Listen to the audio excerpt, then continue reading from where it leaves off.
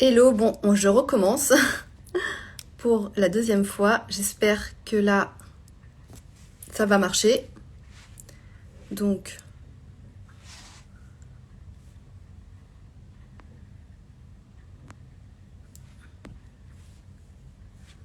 normalement, c'est parce que j'arrivais pas à trouver Jenny pour l'inviter, mais normalement, c'est bon, elle va arriver.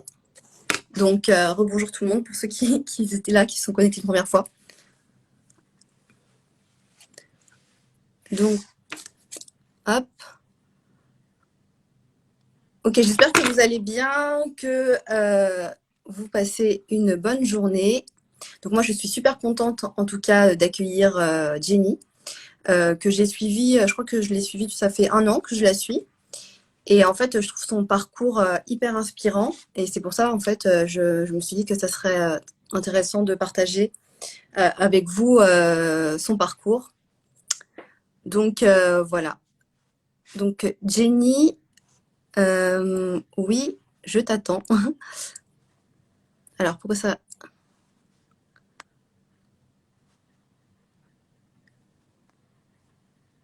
Ah, ça me met que tu peux pas participer, Jenny. Alors, pourquoi tu peux pas participer? Attends, je te renvoie l'invite.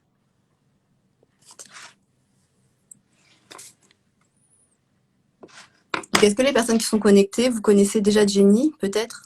Oui ou non? Ah, c'est bon. Oh, on va y arriver. On va- Au début, ça bug un peu, mais pas grave. À ce qui paraît, c'est la faute de Mercure qui est rétrograde. Tout ce qui est objet de communication informatique, c'est très lent en ce moment. Ah bon, bah, ok. Bah, mais c'est bon, on arrive. Parce qu'en plus, C'est bon? oui, je me suis dit que tu es au Portugal, alors la connexion, elle est peut-être loin, mais Je t'entends pas hyper bien. Ça bug un peu, mais bon, je vais me concentrer. ok. Moi, je t'entends bien. Les autres, est-ce que vous nous entendez bien ou pas? Peut-être. Alors, est-ce que tu m'entends mieux là ou pas? Ouais, ça va. Ok, je pense que c'est... Je sais pas trop utiliser mon téléphone. J'ai peur qu'il tombe. Ouais, c'est bon. Ok. Bah, merci déjà d'avoir accepté l'interview. Bah, avec plaisir. Merci à toi de Parce- m'avoir invité. Désolée, je t'ai prévenue au dernier moment parce qu'il faut savoir que Caroline, elle m'a invitée depuis un bon bout de temps. Et moi, je lui ai répondu, ouais, pas de souci, mais par contre, je sais pas quand est-ce que j'aurai l'appel de le faire. Et je lui ai dit hier. Bah, parce que tu m'as fait travailler le lâcher-prise. Ouais. Et donc, non, mais franchement, c'était un bon exercice. Donc, je te remercie. Bah écoute, je t'en prie. En fait, Je comprends que c'est... ça soit pas. Oui, c'est vrai qu'on s'entend pas super bien non plus, hein. Est-ce Ouais. que les autres vous entendez? Ouais, ça va? Ok. Oui, donc la thématique, c'était sur le lâcher-prise et le changement, tu sais? C'est ça. Ouais. Et je trouvais que tu avais un parcours hyper inspirant et que sur ce que tu partageais, finalement, tu ne mettais pas forcément en avant, je trouvais, enfin, par rapport à ce que tu partageais. Donc, c'est pour ça que je voulais te poser des questions parce que avec avec les changements qu'on vit aujourd'hui, voilà, je me suis dit que ça pouvait inspirer beaucoup de personnes sur ce que tu avais traversé finalement. Ouais. Alors attends, apparemment, on m'entend pas bien. Je vérifie juste que le wifi, c'est sur le bon. Est-ce que tu me vois bien? Parce que moi, je te vois en flouté un petit peu. Ah, Je- C'est bon, vous m'entendez? oui, mais là, je te voyais en flouté, mais là, je te vois un peu mieux. Ok. Oui, j'en parle pas trop dans mes posts parce que je parle pas beaucoup de moi. En tout cas, pas directement, parce que finalement, ce dont on parle, en tout cas, ce dont je parle, c'est des choses que j'ai expérimentées, que j'ai intégrées, etc. Donc, j'en parle d'une manière détournée, mais c'est vrai que je vais pas parler de moi directement dans les posts. Je le ferai un peu plus sur un programme que je suis en train de préparer, parce que vraiment, je vais me baser sur mon expérience, sur ce que j'ai compris, transcendé, expérimenté, etc. Mais voilà, j'ai entamé un grand changement de vie il y a maintenant presque 3 ans. C'est-à-dire que du jour au lendemain, j'ai quitté la sécurité de l'emploi. J'étais fonctionnaire, je travaillais avec les enfants, j'aimais bien mon travail, mais c'est juste que tout ce qu'il y avait autour de ce travail ne me convenait plus. Euh, J'étais pas bien en fait. En fait, je me suis réveillée, je me suis dit mais la vie c'est pas ça, la vie c'est pas. J'étais toute seule avec ma fille. Je me levais très tôt le matin, je rentrais très tard le soir, métro, boulot, dodo. Je travaillais sur Paris, 3 heures de transport par jour. Les valeurs qui étaient véhiculées au travail ne me correspondaient pas. J'étais fatiguée, j'avais l'impression de courir toujours après quelque chose, le temps, l'argent, je ne sais pas. Et en fait, un jour, je me suis dit, mais c'est pas ça la vie, en fait. C'est pas ça. Là, je suis pas bien, j'ai plus envie d'être ici. Et donc, j'ai tout quitté. J'ai quitté mon ancien travail, j'ai quitté la sécurité de l'emploi à vie. Je précise parce que Oui, parce que vraiment tu pour moi, étais fonctionnaire. voilà. Et à l'époque, pour moi, c'était le Saint Graal. Si tu veux, avant d'être fonctionnaire, j'avais eu pas mal de soucis d'argent, etc. Et quand j'ai été fonctionnaire titulaire, c'est-à-dire que bon clairement pour être viré, il faut y aller, donc tu es sûr que tu as un emploi toute ta vie. Donc là, je me suis dit ça y est, le Saint Graal, j'ai la sécurité. Et finalement, 5 ans après, je me dis mais non en fait, c'est pas ça la vie. Et donc je demande à être radiée de la fonction publique, c'est-à-dire que je ne demande même pas une mise à disposition, chose que j'aurais pu faire parce qu'on peut faire ça quand on est fonctionnaire. Je ne veux même pas garder un petit parachute au cas où, j'y vais sans parachute. Je demande à être radiée, je veux une coupure nette et je me dis maintenant, c'est autre chose. Et donc je crée By Esprit Naturel sans soutien, sans argent de côté, sans savoir de quoi demain sera fait, mais je sens à l'intérieur de moi que c'est juste et j'ai cet appel profond de le faire. Et pour la première fois de ma vie, je m'écoute, j'ai la foi et j'y vais. Donc voilà comment ça a commencé. Est-ce que on pourrait parler à ce moment-là que tu as eu ton éveil spirituel ou tu l'avais déjà eu, en fait? Je pense que avec le recul, j'ai jamais été totalement endormie puisque et c'est marrant, il y a des choses qui ne me reviennent que maintenant de quand j'étais enfant, j'étais plus jeune. Oui. J'avais déjà une manière de penser et je faisais déjà des choses où j'avais bien conscience qu'on était bien plus que ce qu'on voulait nous faire croire, qu'on était bien plus que des petits humains qui devaient rentrer dans des petits moules, qu'il y avait des choses bien plus grandes et je m'y connectais de certaines manières. Mais si tu veux, j'ai quand même expérimenté la vie, comme on dit, de bon moldu. Je l'ai expérimenté, clairement. Je suis rentrée dans cette hypnose collective que la vie, c'était, faut travailler dur pour avoir un salaire, métro, boulot, dodo, etc. Donc, je suis rentrée dans ce moule. J'ai expérimenté tout ça. Il y a toujours eu un malaise. C'est-à-dire que j'ai toujours senti que j'étais pas à ma place. J'ai toujours senti un décalage, mais j'étais pas encore prête à l'expérimenter profondément. Alors j'ai vécu des choses dans ma vie un peu difficiles, etc., mais qui m'ont vraiment aidé à me réveiller complètement.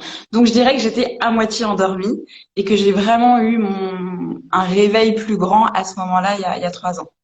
Donc, en fait, il y a 3 ans, quand tu as décidé de quitter, on va dire, est-ce que du coup, tu as parachute et tu as commencé à créer. Attends, alors là ça coupe, j'ai pas entendu la moitié de la phrase. Alors, quand tu as décidé de quitter ta zone de confort, est-ce que tu avais déjà créé By Esprit Naturel ou tu l'avais, en fait, tu as décidé de créer après? Alors d'ailleurs j'aime bien la phrase quitter sa zone de confort parce que en fait en vrai c'est quitter une zone d'inconfort. Mais notre petit mental, lui, est persuadé que c'est un confort. C'est notre petite prison qu'on s'est créée. Et quand j'ai quitté, j'ai tout fait en même temps. Si tu veux, j'ai quitté le travail et je crois que 2 semaines après, Esprit Naturel est apparu. Et j'ai commencé à l'époque en créant des bijoux, parce que j'adorais ça, mais des bijoux avec des pierres de lithothérapie, Oui. et en faisant des soins sur don libre, parce qu'à l'époque, j'avais été formée au Reiki. Donc c'est comme ça que c'est parti. Ça allait très très vite. C'est-à-dire que le site, je l'ai créé toute seule en 2-3 jours. Le compte Instagram, je connaissais pas grand-chose à Instagram, j'en avais un peu perso et tout, mais bon, j'en ai créé un pour By Esprit Naturel. Et pouf, tout s'est lancé hyper rapidement. Après, c'est dans mon caractère.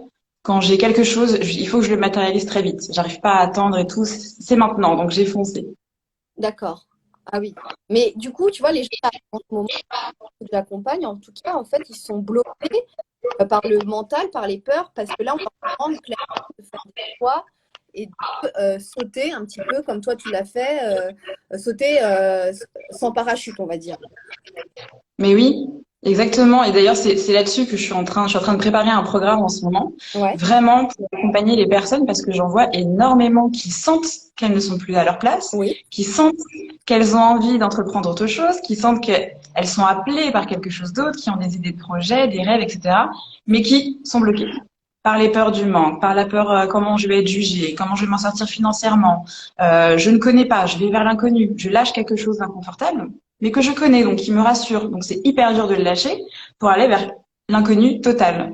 Donc c'est tous ces lâcher prises qui sont un petit peu difficiles en effet, mais quand on ne les écoute pas, parce qu'on peut choisir d'écouter ou pas son mental inférieur, son petit juge en chef qui va venir nous dire qu'on n'est pas assez bien, etc. On peut choisir d'écouter ces voix-là, ou on peut choisir de se connecter simplement à son âme et de faire abstraction de ces voix. Si tu veux, moi ces voix, je les ai entendues.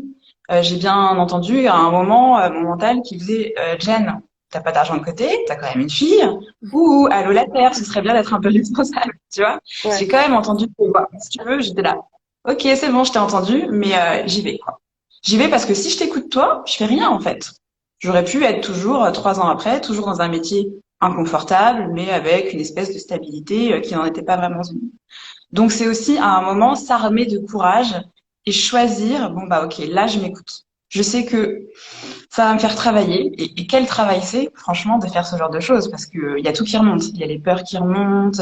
Là, du coup, il faut faire confiance uniquement à sa propre voix. On met plus rien vers l'extérieur, on s'écoute uniquement soi. Donc ça te fait travailler, mais énormément. Mais du coup, comment on grandit, comment on s'éveille? Ben, en travaillant, en s'armant de courage et en allant dans des choses qui nous remuent aussi. D'accord. Donc en fait, c'est de pouvoir écouter son âme finalement, au-delà de Ouais. toutes les autres voix qui peuvent t'influencer. Exactement. Parce que en plus, ces voix-là, c'est pas la réalité qu'elles nous projettent. Quand tu as ton petit juge en chef ou ton mental inférieur qui est en train de te préparer des petits scénarios catastrophes pour te dire que tu vas pas y arriver, que c'est pas fait pour toi, que tu n'es pas légitime, c'est des scénarios qu'on est en train de se projeter, qu'on est en train de créer de toutes pièces. C'est le Spielberg à l'intérieur qui est en train de tourner son petit film où tu n'es jamais le héros, hein, où ça se passe toujours mal. Mais c'est pas réel en fait. C'est des projections, mais ce n'est pas la réalité. Donc il faut prendre conscience et prendre le recul de se dire ok, là, ce que je suis en train de projeter, c'est pas réel. Alors évidemment que si on reste dans les méandres de choses négatives comme ça, on va finir par le créer. On va finir par se mettre des embûches, on va tellement pas avoir confiance en ce qu'on fait que ça va être difficile. Donc il faut vraiment prendre ce recul et sortir de tous ces scénarios qu'on se crée. Mais alors, tu sais, les scénarios qu'on se crée aussi quand on est entouré, par exemple, si on a un conjoint, si on a de la famille, si on a un patron, enfin, si on a des amis qui, eux, projettent finalement leur peur. Mais comment on Ouais. fait pour pas les écouter alors que c'est les personnes qui nous entourent finalement, tu vois? Enfin, c'est ceux Ben, avec qui on discute le plus. ouais. Exactement. Ben, il y a deux choses. Déjà, moi, ce que je peux conseiller, alors évidemment, c'est pas des choses qu'on peut faire quand on a un conjoint ou alors c'est plus difficile. C'est que quand vous avez un projet comme ça qui vous semble un peu fou et vous savez que votre entourage ne va pas forcément vous soutenir ou que ça va lui faire peur, etc., ben, vous n'êtes pas obligé de tout leur dire. Moi, by Esprit Naturel, quand j'ai créé, il y a très peu de personnes qui le savaient. Et j'ai même certaines connaissances, collègues, amis qui l'ont peut-être découvert au bout d'un an et demi, pour te dire. Ah ouais. Bah parce que je savais qu'ils allaient me projeter des trucs négatifs. Bah j'avais pas envie de ça. Je savais qu'à ce moment-là, j'étais en train déjà de faire remonter plein de peurs et que j'avais pas envie de m'en rajouter dans le sac à dos avec toutes les critiques des autres. Donc je le dis pas. Je fais les choses dans mon coin. Après évidemment, par exemple, des personnes proches comme mes parents ou des amis très très proches, bah, je leur dis parce que c'est difficile de cacher quelque chose comme ça aussi. Et alors là, évidemment, bah, j'ai reçu les peurs des autres. Sauf que quand on prend conscience de sa propre responsabilité, donc je crée ma vie avec mes pensées, avec ce que je mets en place, on a le droit aussi de rendre la responsabilité aux autres. Ok, donc là, cette personne que j'aime beaucoup, hein, qui fait partie de ma famille, elle me renvoie ses peurs. Regardez les personnes qui vous renvoient les peurs. Par exemple, moi, quand j'ai une personne qui me renvoie ses peurs à ce moment-là, quand je veux créer by esprit naturel, si je prends du recul, est-ce que cette personne, elle serait capable de faire un changement de vie là, aujourd'hui, maintenant? Non, parce que ça lui fait peur, parce qu'elle a telle croyance, elle croit elle peut pas y arriver, elle croit que c'est dangereux financièrement, elle croit ceci, elle croit cela. Mhm. Donc là, qu'est-ce qu'elle est en train de me renvoyer? Ben, toutes ses peurs, tout ce qu'elle projette, ce n'est pas une réalité encore une fois. Mais par contre, elle me les projette parce que Ouais. elle ne voit qu'à travers ce filtre-là. Mhm. Donc ça lui appartient. Donc on rend aux gens ce qui leur appartient. Ça nous concerne pas en fait. Il faut vraiment faire le distinguo. Ce qui nous envoie les gens, ça n'a rien à voir avec nous. C'est leur propre projection. Donc toi, tu les renvoies à eux-mêmes finalement, sans les prendre, c'est ça? Ouais. Bah oui. C'est-à-dire que je les renvoie pas dans le sens, vas-y, tiens, prends ça dans la tronche, et comme ça avec tes croyances. Mais si tu veux, quand tu comprends ça, ça ne t'atteint plus de la même manière. Tu vois? Si toi, tu es là, tu vois ton projet et tu dis, OK, mon projet, il est comme ça, et que la personne qui est ici, de l'autre côté, Ouais. elle le voit d'une manière différente, avec son propre filtre de peur, elle va dire, non, ton projet, il est comme ça. OK, ça lui appartient. Pareil, ça fait travailler la confiance en soi. Il faut rester centré. Ça, c'est un merveilleux travail. N'oublions pas que les autres qui sont autour de nous, on choisit pas notre entourage par hasard, surtout quand il est familial. Donc nous, on les fait bosser. Quand on vient mettre un coup de pied dans la fourmilière et changer de vie, etc., bah, ça les fait sacrément bosser de l'autre côté. Et eux, ils nous font bosser parce qu'il va falloir qu'on apprenne à rester bien centré et à prendre confiance en soi, à être légitime, malgré tout ce qui nous renvoie. C'est l'arbre dans la tempête. Donc là, on enfonce bien ses racines et on reste bien droit. D'accord. Bah, Christelle, là, quand elle dit comment renvoyer, Jenny, elle vient de répondre en étant ancrée finalement, Oui, en travaillant oui, l'ancrage. exactement. Exactement. Et surtout, il faut pas tomber dans un truc qui devient un peu, qui arrive souvent à ce moment-là. Ne rentrez pas dans le processus de j'ai besoin de convaincre les autres. Ouais. Parce que ça aussi, on Ouais. a tendance à rentrer là-dedans. J'ai compris un truc, il faut que j'aille convaincre tout le monde. Donc la personne qui te renvoie ses peurs, tu vas parler 10 000 ans avec elle pour essayer de la convaincre. Alors, ça peut fonctionner et peut-être qu'il y en a qui vont se dire, je pense que de toute façon, quand on fait ce genre de choses, nos proches, il y a des choses qui s'allument. Et puis il y a des gens qui sont prêts à s'éveiller à autre chose, et il y en a qui sont pas prêts. C'est pas une histoire de hiérarchie, il y en a qui sont mieux ou pas. C'est juste qu'on est tous à un point bien précis sur notre chemin. Donc certes, ça peut faire des petites loupiottes qui s'allument chez les autres, et puis il y en a, ça va pas s'allumer parce que c'est pas le moment, ils sont pas prêts. Donc c'est pas grave, on se détache de leur réaction et on continue à avancer. Mais il faut pas chercher à les ramer là pour essayer de convaincre, etc. Oui, en fait, faut pas essayer. Oui, parce qu'en fait, forcément, on a envie de convaincre ceux qui nous entourent pour qu'ils nous soutiennent. Mais Exactement. Et puis ça, c'est le grand piège quand on se réveille, je mets des guillemets parce que voilà, se réveiller, ça veut tout et rien dire, mais on se comprend, ouais. c'est que tout d'un coup, on a des prises de conscience, on a compris des choses, et on se dit, oh, tu sais, je dis toujours, c'est comme si tu avais eu un ticket pour aller à Poudlard, tu vas faire un tour à Poudlard, tu te rends compte que tu as des super pouvoirs, ben en fait, tu as envie d'aller voir tous les moldus pour leur dire, eh venez les gars, regardez ce que j'ai trouvé, j'ai un ticket pour Poudlard, venez avec moi, vous allez voir, on a trop de pouvoirs, on va pouvoir faire plein de choses, en fait, on peut agir sur plein de choses et on a envie de le crier sur tous les toits. Ouais. Et on a envie de convaincre les autres. C'est-à-dire que quand tu vois ta mère, ta sœur, ta meilleure amie ou ton meilleur pote dans les méandres encore de son mental, etc., ben, tu as envie de lui dire, mais attends, j'ai compris quelque chose de fou, quoi. Laisse-moi t'expliquer, laisse-moi te montrer, etc. Et en fait, en face, vous allez avoir des personnes qui vont pas forcément être réceptives. Donc, pareil, il faut se détacher de tout ça. Le détachement, oui, c'est une clé en fait pour pouvoir avancer sur son propre chemin. Exactement. Alors toi, tu as quand même une situation, on va dire, donc tu as une fille que tu élèves seule, Oui, c'est ça, je crois? oui, Donc en fait, oui. c'est vraiment t'as la situation qui pourrait le créer le plus de peur finalement.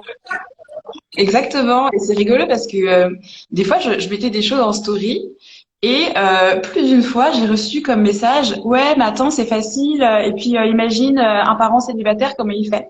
Mhm. Ah, bah attends, je trouve que c'est ma situation. C'est terrible. Mais c'est pour ça que j'aime bien finalement des fois parler. J'aime pas trop parler de moi, mais j'aime bien expliquer un petit peu mes choix de vie et comment j'ai fait tout ça parce que à la base, j'étais, si tu veux, j'avais un peu le statut de perdante de la fille qui allait pas y arriver. J'avais pas d'argent de côté, j'étais toute seule avec ma fille et j'avais pas de soutien. Donc, si tu veux, voilà, déjà tu te dis bon, Jen, là, t'es mal barrée, tu vois. Si j'avais écouté tous ces paramètres qui normalement auraient dû me bloquer, hein, dans l'égrégore, on va dire, bah on peut pas changer de vie comme ça quand on n'a pas d'argent, quand on est tout seul avec son enfant, etc. J'aurais rien fait. Donc moi j'aime bien dire, bah regarde si c'est possible. C'est possible. Et regardez autour de vous des gens inspirants, je sais pas, des personnes qui sont complètement handicapées physiquement et qui vont faire les JO, des personnes à qui il est arrivé des choses complètement terribles, une femme qui s'est fait brûler et qui fait des conférences et qui a transformé ça et qui fait des choses magnifiques à travers le monde. Peu importe les embûches qu'on a, et qu'on a choisi d'expérimenter, parce que là, on reprend notre responsabilité aussi, on choisit d'expérimenter tout ça. Moi, j'ai choisi d'expérimenter tout ça, même si je m'en souviens pas, même si c'est inconscient. Peu importe, on peut toujours faire quelque chose de plus grand. Donc, il faut pas s'arrêter à chaque fois aux moindres embûches. Ça, c'est le petit Calimero à l'intérieur qui va venir chercher tous les arguments possibles et imaginables. J'ai pas d'argent, je peux pas parce que la famille, je peux pas parce que ceci. Je suis pas en train de critiquer les personnes qui disent ça. Moi-même, dans ma vie, ça m'est déjà arrivé, surtout avant, de me rattacher comme ça à des arguments qui finalement, bah, c'est bien confortable. Comme j'ai ça, bah, je peux rien faire. Donc, je fais rien. Bon, bah, voilà. Ouais. Et ta fille, comment elle a réagi, elle, en fait, à ce changement? Enfin, elle avait quel âge Eh ben, quand j'ai créé By Esprit Naturel, elle a eu 7 ans. On a 10 aujourd'hui. Ouais. Et puis, en fait, bah, comme je fais jamais les choses à moitié, c'est-à-dire que j'ai quitté mon travail et puis j'ai retiré ma fille de l'école. Donc, on est passé en unschooling. Voilà. Il y a 3 C'est ans. beaucoup de changements pour la famille. Il y a presque 3 ans, ouais, il y a 2 ans et demi. Et donc, bah, en fait, si tu veux, j'ai créé By Esprit Naturel et je sais pas, peut-être 4-5 mois après, je l'ai retiré de l'école. Bah parce que en fait, alors je ne diabolise pas l'école. Moi-même, j'ai travaillé pendant des années avec les écoles, mais du coup, j'ai aussi vu l'envers du décor.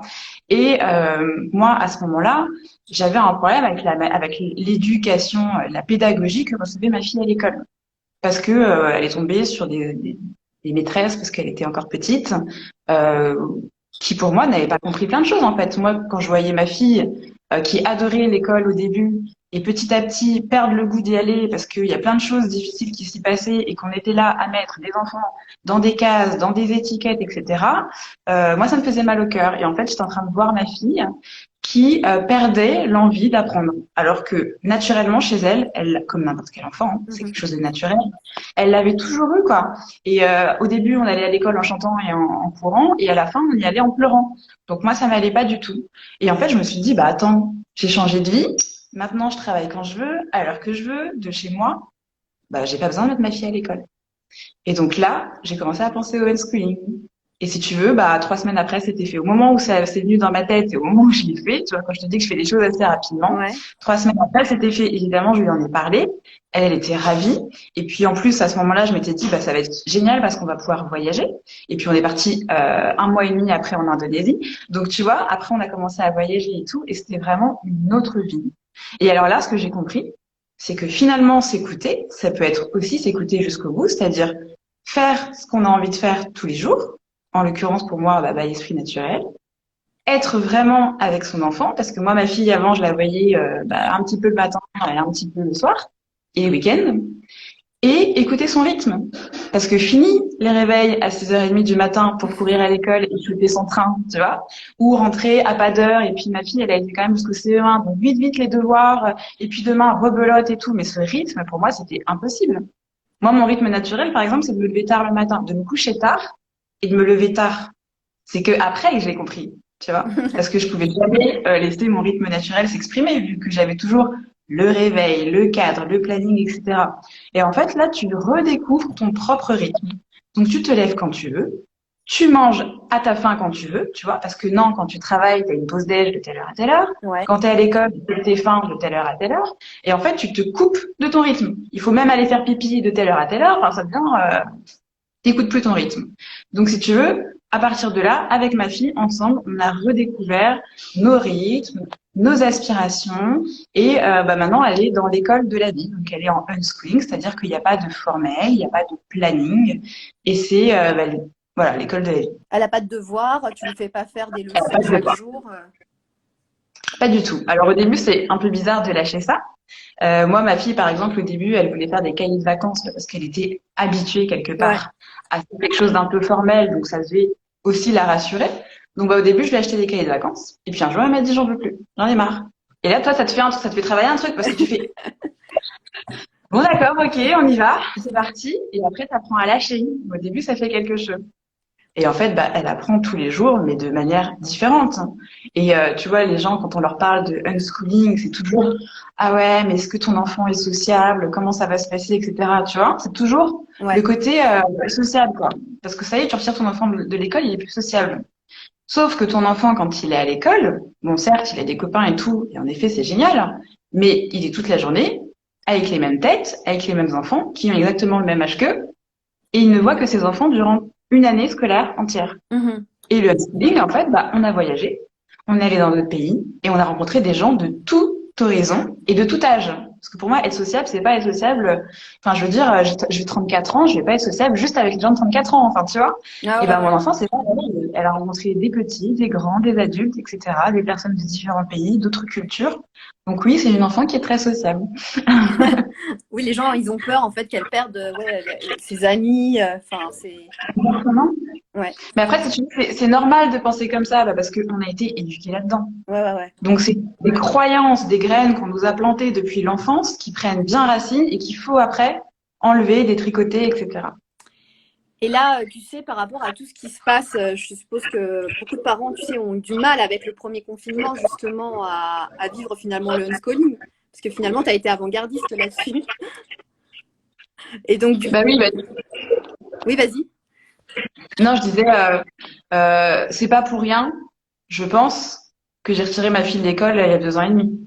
De la même manière que c'est pas pour rien que soudainement, début mars, j'ai senti qu'il fallait que je parte de France, que je quitte la France. Mon billet d'avion devait être le jour du premier confinement. Et D'accord. là encore, j'ai senti que il fallait que je l'avance de quelques jours. Je savais pas pourquoi. Mais j'ai su après.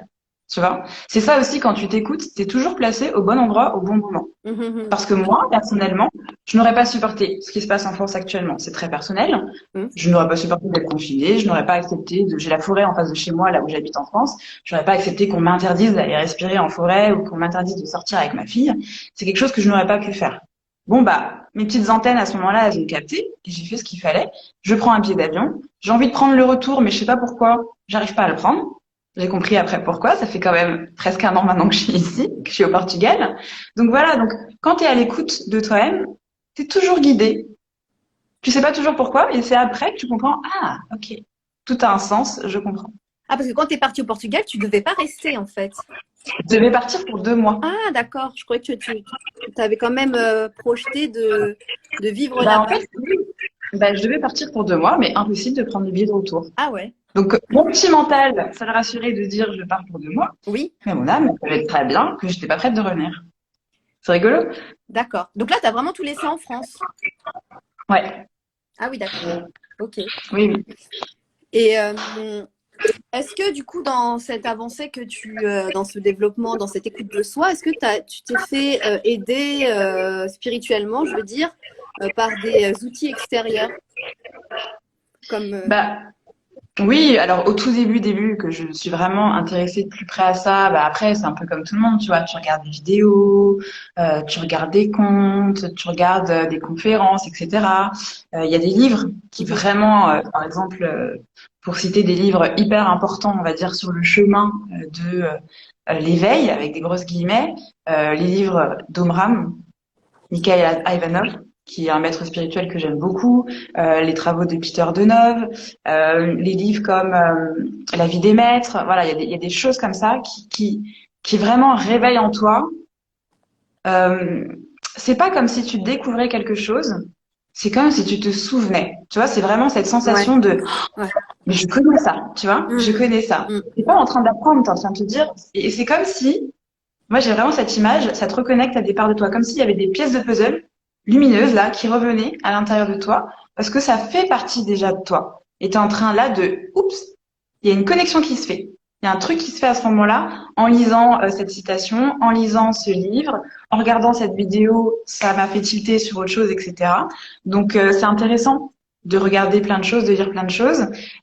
Évidemment que tu as envie à un moment de tomber dans une boulimie, je crois que tout le monde passe un peu par là. Quand tu t'intéresses à la spiritualité, au développement personnel, tu deviens boulimique, c'est-à-dire que tu as envie de tout voir, tout lire. Ouais, C'est un passage normal, il faut pas trop rester là-dedans, après t'en sors. Mais il y a un passage où tu as envie de, oulala, j'en veux, j'en veux, j'en veux, je veux me remplir, je veux me remplir, je veux me remplir. ouais, c'est vrai. Sauf qu'il faut donner pour recevoir. Donc, et après, il faut se calmer. Et ce qui m'a aidé, si tu veux, et ce vers quoi j'étais naturellement attirée, et ça depuis l'enfance, donc j'ai reconnecté aussi avec quelque chose qui m'appelait depuis toujours, c'est la lithothérapie. C'est vraiment utiliser les minéraux bah, dans un but comme ça évolutif. Donc, je me suis remise complètement là-dedans en créant les bijoux, en utilisant les pierres pour moi, jusqu'à en écrire un livre l'année dernière sur le sujet. Ouais. Et voilà, c'est vraiment quelque chose qui m'aide beaucoup et qui me passionne. Et puis, chacun va avoir ses aspirations naturelles. Il y en a, ça va être, par exemple, moi, je suis pas du tout de yoga. Et il y en a, ça va être naturellement le yoga et je pense que c'est vraiment génial. Il y en a qui vont aimer plus les méditations. Il y en a qui vont utiliser, je sais pas, les plantes, le chamanisme. Enfin, voilà, il y a plein de choses qui peuvent nous accompagner. Ce qu'il est important, c'est de comprendre que tout ça, ça ne reste que des outils, des aides, et qu'il ne faut pas remettre tout son pouvoir là-dessus. Quand je vois, par exemple, dans la lithothérapie, prends cette pierre et tu deviendras riche, prends cette pierre pour trouver l'amour ou je sais pas quoi. Voilà, c'est là où il faut faire attention. C'est que une pierre, en effet, une vraie, pas une trafiquée ou une fausse comme il y en a beaucoup, elle va émettre des vibrations et elle va être en résonance avec certains de tes chakras. Elle va t'aider, en effet. Mais si toi, t'as pas envie de bouger, t'as pas envie d'évoluer et que tu prends ton caillou en disant oh non, mais de toute façon, j'ai pas envie, il va pas se passer grand-chose. Donc, le plus important, c'est ce qui va se passer d'abord à l'intérieur de soi. Oui, ouais, carrément. Et donc toi, finalement, à travers enfin, tes expériences, aujourd'hui, du coup, tu accompagnes des personnes, c'est ça? Oui. Alors, si tu veux, de la même manière que je t'ai dit au dernier moment que j'étais prête pour le live, Oui, je fais toujours tout à l'appel et voir si j'en ai envie. Donc, ce qui fait que bah, des fois, j'ai proposé des sessions de soins collectifs, oui. mais je sais jamais quand. Je sais jamais à quelle fréquence parce que ça change tout le temps. C'est juste 3, 4, 5, 6 jours avant, j'ai l'appel et du coup, je dis, oyez, oyez, il va y avoir un soin collectif à tel moment sur tel sujet. J'ai fait aussi des accompagnements en groupe. J'en ai fait 3 sessions, donc des accompagnements d'1 mois. Donc, Mhm. j'ai fait, si je dis pas de bêtises, je crois non, ouais, octobre, novembre, décembre, je crois. Et du coup, en janvier, ça me disait non. Alors que j'ai adoré ça, mais j'ai senti que là, c'était non. Donc, est-ce que le mois prochain, ce sera oui ou dans 2 mois? Je ne sais pas encore. Et j'ai fait des oracles, j'ai fait des livres pour adultes, pour enfants. Et là, je suis en train de travailler sur un programme. Donc ça me met vraiment en joie. Donc j'ai eu l'appel de le faire et je m'éclate pour justement les personnes qui ont envie d'entreprendre, de faire de gros changements. Et donc on revient sur tous les blocages. Qu'est-ce qui te bloque? La légitimité, le peur du regard des autres, le blocage au niveau de l'argent, etc. Donc là, je suis là-dessus. Je pense que ça arrivera si je me débrouille pas trop et si les outils informatiques sont gentils avec moi dans la quinzaine de jours qui arrivent. Mais voilà, c'est ce que je fais. Et puis après, je suis vraiment mes envies.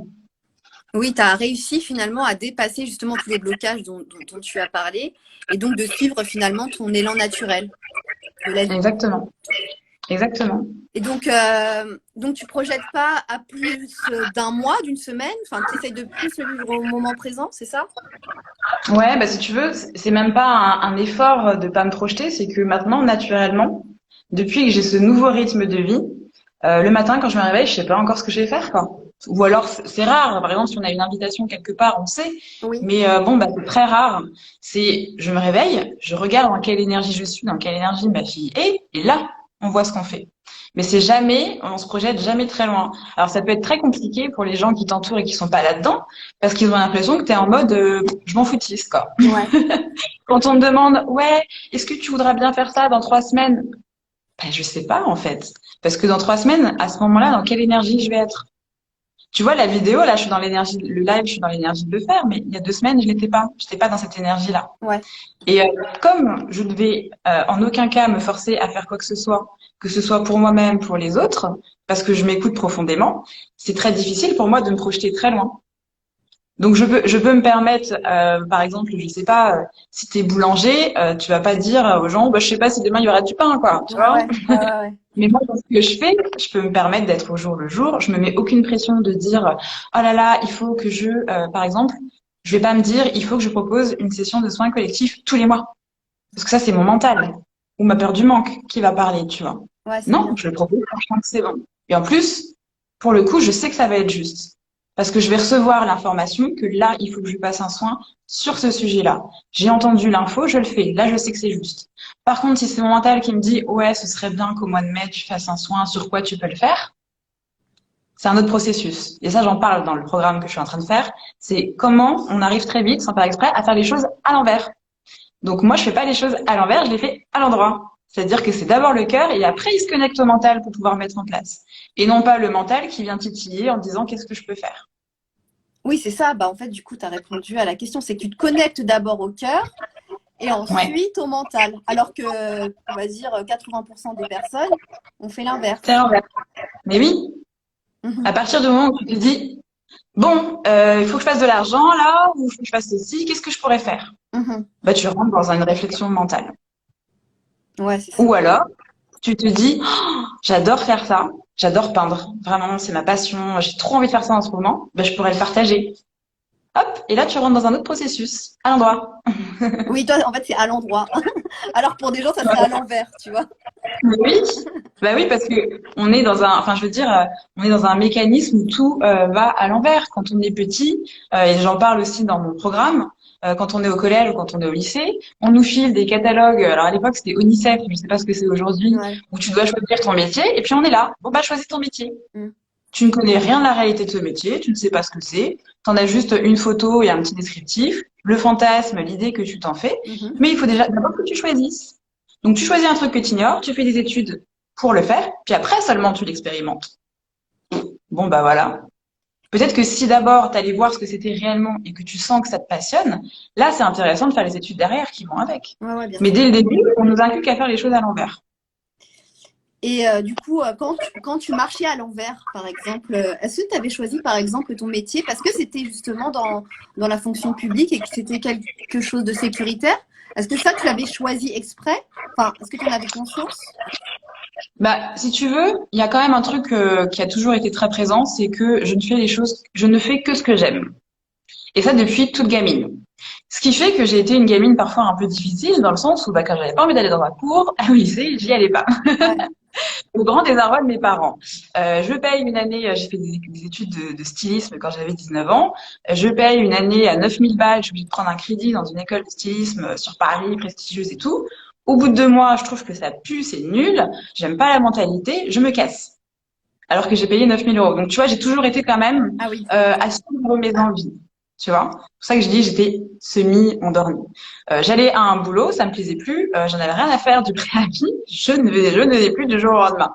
Donc voilà, ça m'a valu quelques déboires, mais si tu veux, quand j'ai fait le métier de directrice de structure pour travailler avec les enfants, à la base, je l'ai fait parce que j'aime profondément les enfants Ah oui. et que moi, je voulais arriver avec toutes mes envies de proposer vraiment des projets qui ont du sens. Je voulais absolument pas faire de la garde d'enfants. Bon, ça, j'ai fait quand j'étais plus jeune. Mais à ce moment-là, j'avais vraiment envie de transmettre des valeurs importantes à travers le ludique, le jeu. Ouais. Regarde, c'est ce qu'on fait en unschooling, en fait. Ouais. Ouais. Transmettre une pédagogie, un enseignement à travers le ludique, le jeu. Et ça, je voulais déjà le faire à l'époque, Mhm. à grande échelle. Sauf que moi, j'arrive toute mignonne avec mes rêves utopiques, etc.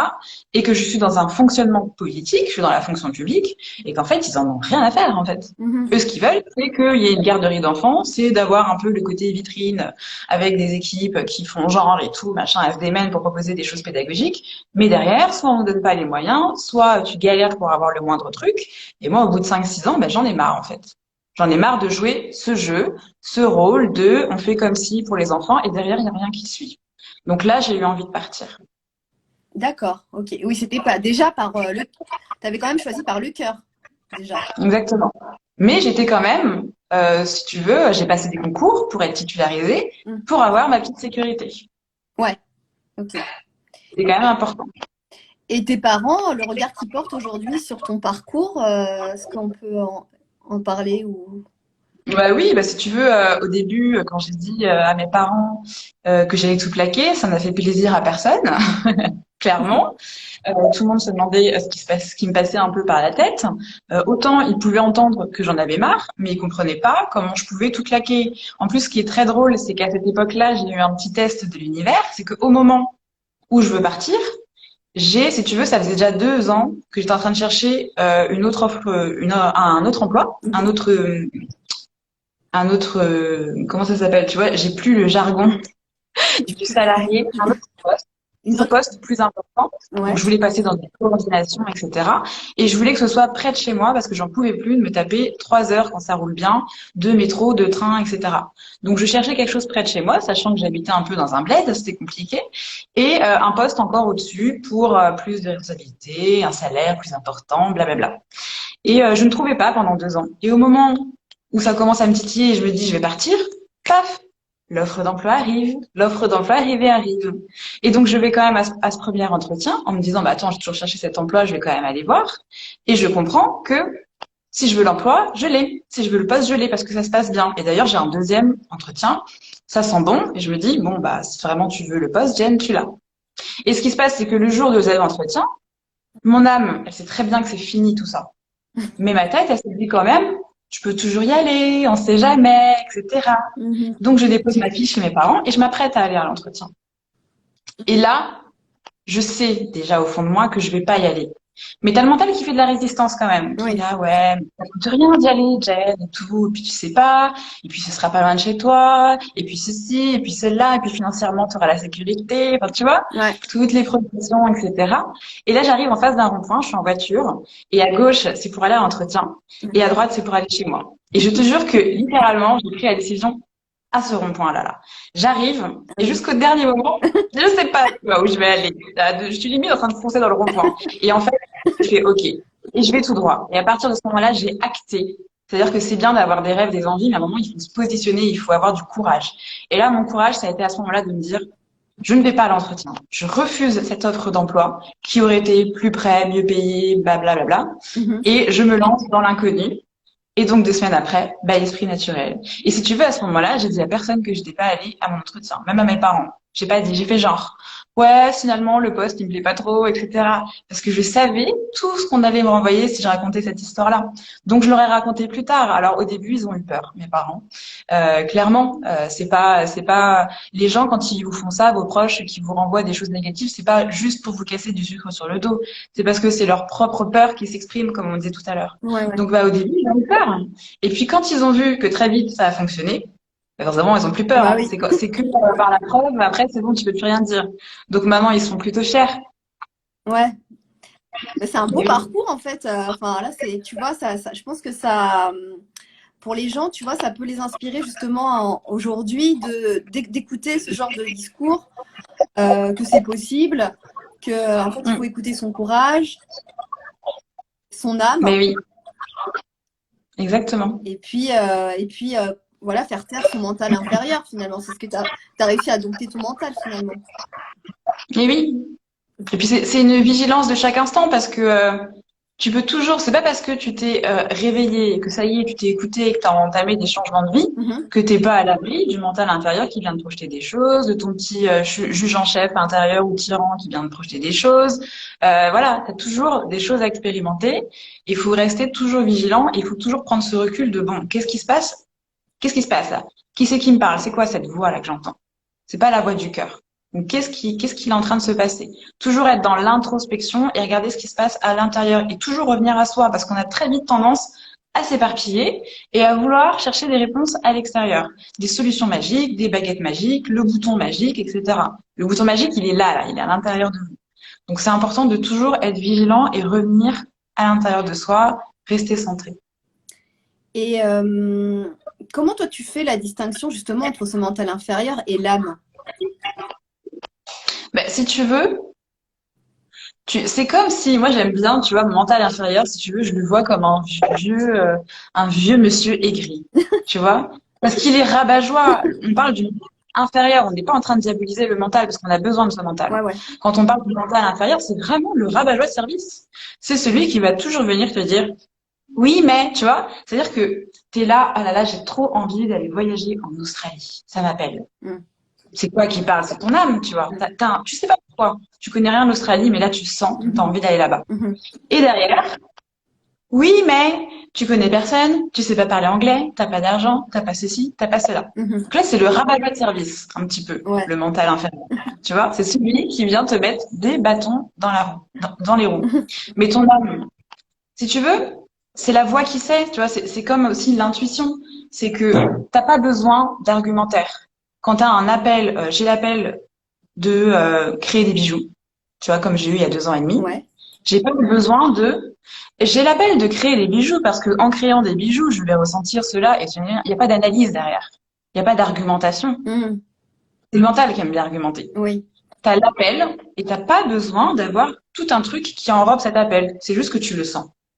T'as pas besoin de savoir pourquoi, c'est comme ça. Il faut que je commande des trucs, il faut que je fasse des bijoux, je veux faire ça. Point.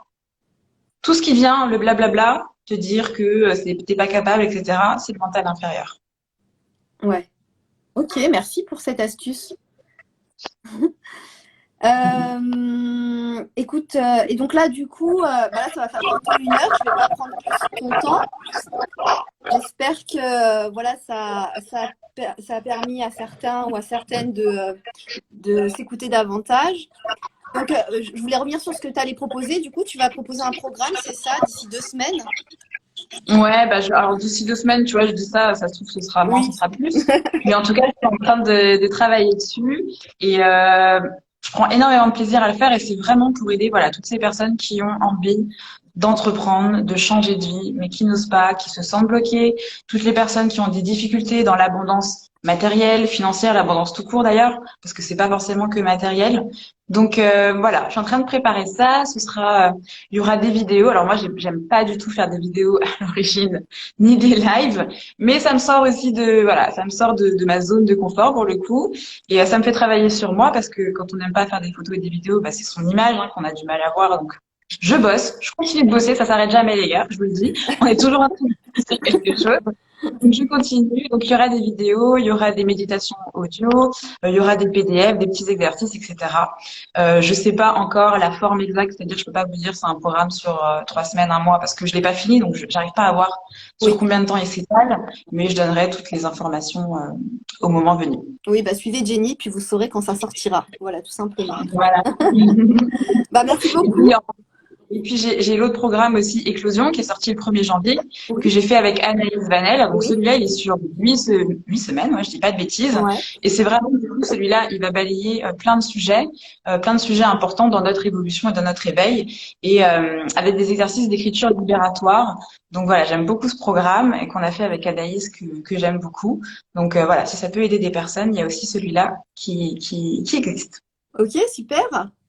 Ah, merci beaucoup Voilà. Jenny pour ton temps et Ben, pour merci à tous toi. tes conseils. Merci à tout le monde. Bonne journée à toi et à bientôt. À Au revoir tout bientôt. le monde, merci de nous avoir suivis. Ciao. Ciao.